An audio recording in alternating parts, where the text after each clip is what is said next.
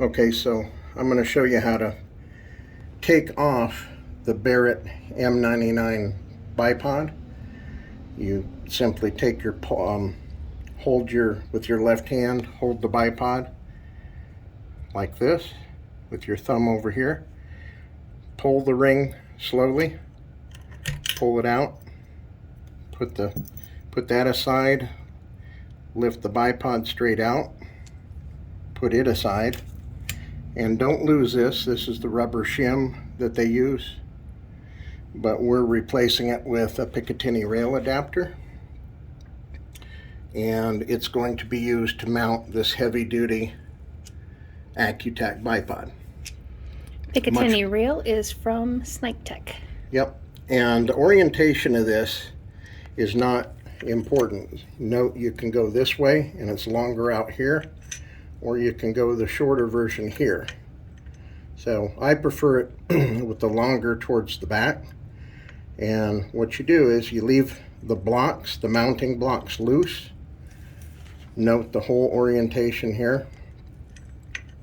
Grab your pin and from the front walk it in all the way up to where you can see the pin protrude out back. And then you'll notice this wobbles. That's okay. You need an 1/8 inch Allen, not a Torx, 1/8 inch Allen. And these are rubberized screws so it doesn't mar the finish on both sides. So what you want to do is level it, keep it level, screw down to where it hits the base of the rifle, just enough. Notice I didn't tighten it. And now I'm going on this side, hand tight, you don't have to reef on it. And then I'll go back to this one. And you'll know when you have it tight enough because your pull pin will be stiff now. It won't be able to move. The pull pin will not come out. That's the way you want it. So I'll give one more check. Little hand tight, taut but not tight, and don't over torque the nuts. So now you have a Picatinny rail instead of that flimsy M99 Bipod. Now we take the Accu-Tac. This is your cant lever. You want that pointing back towards the shooter. The lever needs to be pointing rear, not towards the muzzle. You loosen your 1/2 inch Picatinny adapter. Loosen it quite a bit to where you have about 1/4 inch space here. And then you'll place it on the Picatinny rail. Push it back. Hand tighten. Okay, so hand tighten this nut. And then if you want, you can take a 1/2 inch socket.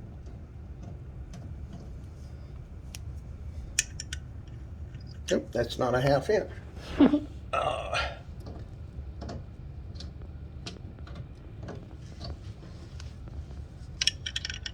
That's not a 1/2 inch.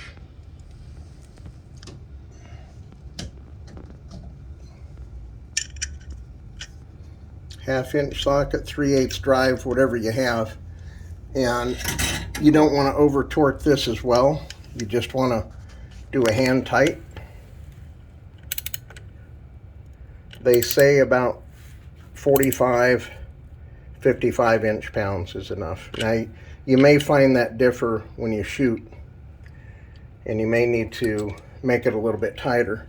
Now this is your your cant, and what you do is when you pull it out, you can reposition the arm lever wherever you want, wherever it's most convenient for you.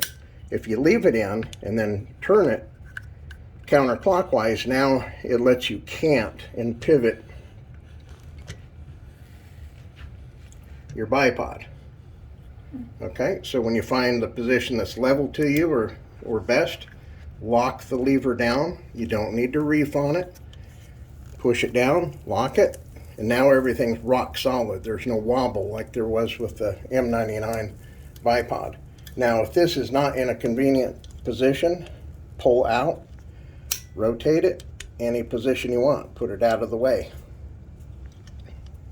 So you see how I do that? You just pull it out, turn it, put it to wherever you want. Now you're ready to go. To operate the bipod arms, you pull out, move forward, and this is how some people store it. You can also move it back because it will stop, and this is how it will go in your gun case. Pull out and rotate down. Okay, so you can keep the bipod mounted on the rifle. You don't need to take it off every time. And these will lock into position, rear, 90 degree, and forward if you're using a drag bag or what have you, and you want to minimize the footprint back here. But otherwise, this is the preferred storage method right here. Pull out, rotate it back, and it won't hit your rifle. So it's ready to go.